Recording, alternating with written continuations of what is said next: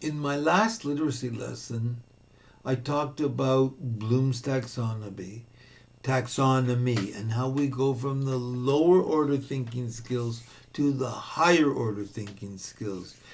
Teachers act as guides on the side to help the students focus their learning so they go from knowledge to comprehension to application to analysis and then synthesis and then evaluation.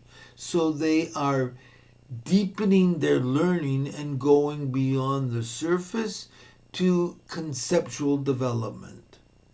It doesn't matter what they're doing, playing in a sandbox or using a pail in a water table or building towers with Lego or using bricks in a Montessori classroom, or painting a picture, or doing an experiment with plants. It's all the same process, taking students from one level of conceptual development to another level of conceptual development. But the question then becomes, as a classroom teacher or as a parent, how do we know whether the students or our children are actually learning? There was a time when I went to school when there was only one way to communicate new learning. You were given pages and pages of math questions to show that you knew how to do arithmetic. You were given something to read and a bunch of questions to answer. You were given a spelling dictation. You were asked to write tests. But if you'll remember, I in an earlier lesson I talked about Howard Gardner and his multiple intelligences. Not everybody's equally as good at writing a sentence or writing a story. That doesn't mean they don't know or they haven't learned anything.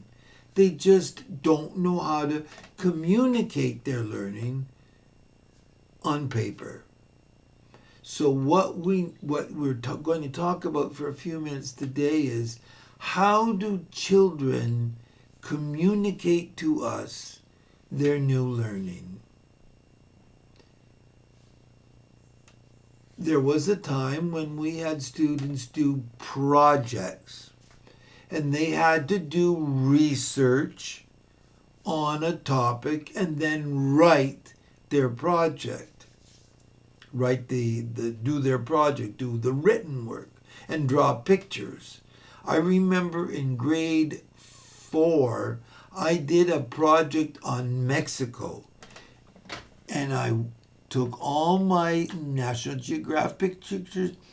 I took all of my National Geographic magazines and cut out pictures from the National Geographic and pasted them on paper and wrote.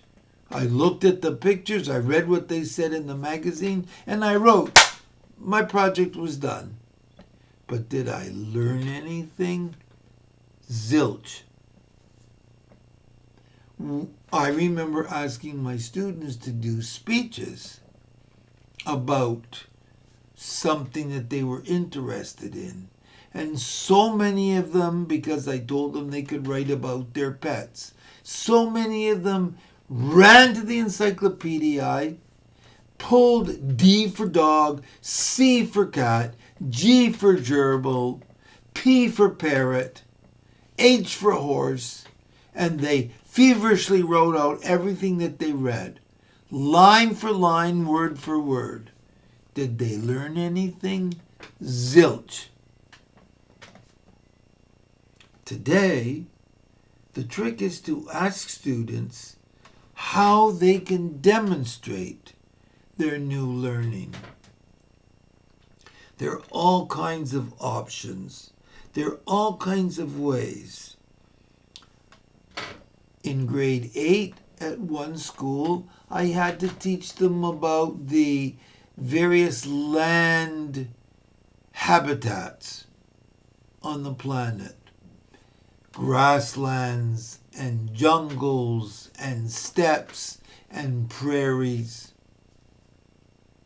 And what I had them do was do murals, painting pictures. Because believe it or not, somebody that's good at painting might not be as good at writing sentences. But that doesn't mean they don't understand what a prairie is or what a jungle is. Another time they did dioramas. They used construction paper, they used shoe boxes or cardboard boxes, and they made little figures out of construction paper or pipe cleaners. Some people can hear a poem and then compose music. Composing music, writing stories, giving speeches, making models. Any one of those things is an option for demonstrating new knowledge.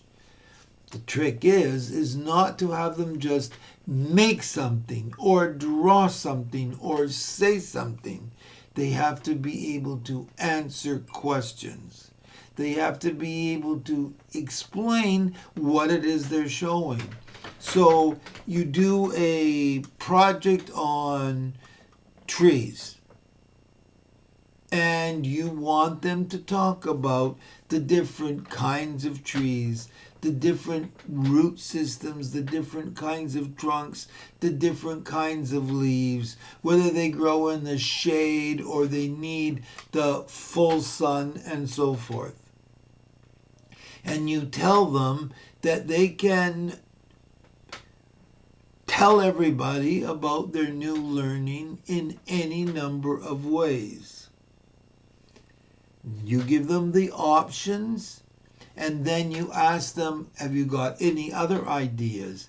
And you always have to be open to letting students come up with new ways to demonstrate their knowledge.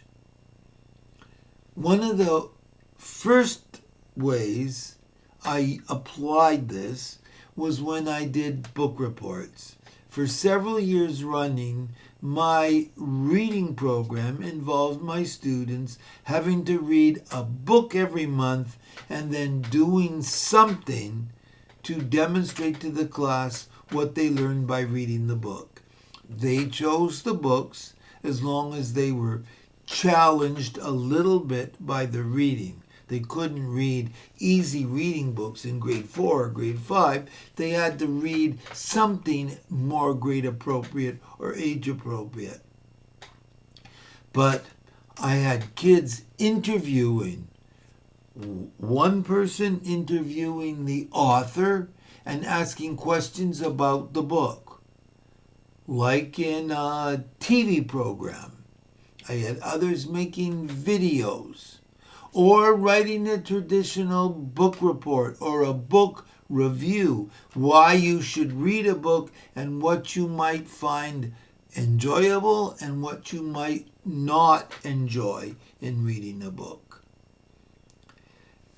You need to be open to the possibility of two students doing the same thing and then demonstrating their new knowledge together rather than separate. And then you as the teacher have to listen carefully or observe carefully to look for the things that you know they now know, those students, that they didn't know before, or they could do better now than they could do before.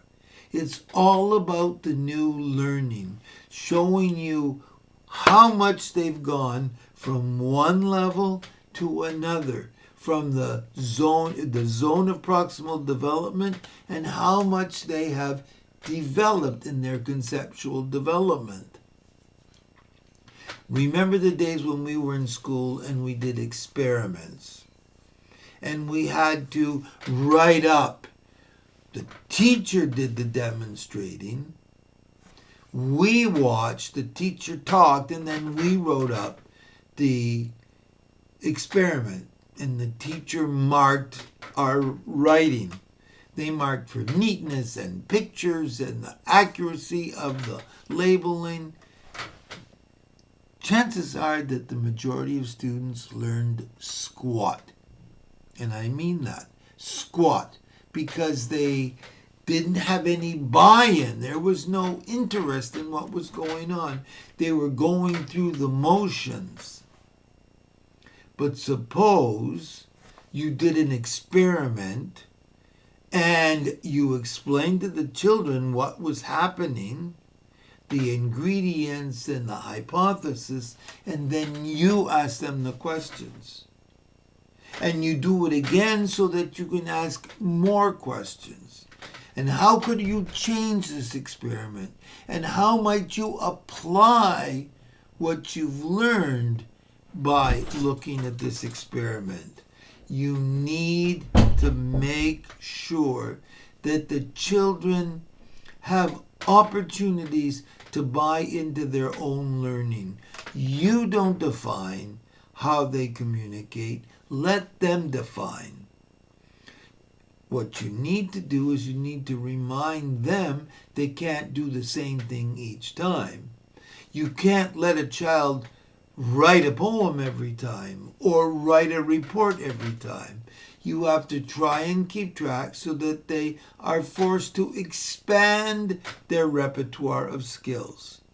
It's all about helping the children grow in new directions instead of everybody doing exactly the same thing all the time. When we take our students on a learning journey and we use Bloom's taxonomy to go from lower order thinking skills to higher order thinking skills, and we ask them to evaluate, which is the highest order of thinking, the next step is to ask, how can they communicate to us as the guide on the side, as the teacher, what they think about the ending of a story, the characters in a story, the setting of the story, the morality of the story, and so forth. Learning is open-ended, and to be a proper guide on the side, you have to constantly allow the students to help define the direction their minds are going to go. That's the only way it's going to happen. Think about that.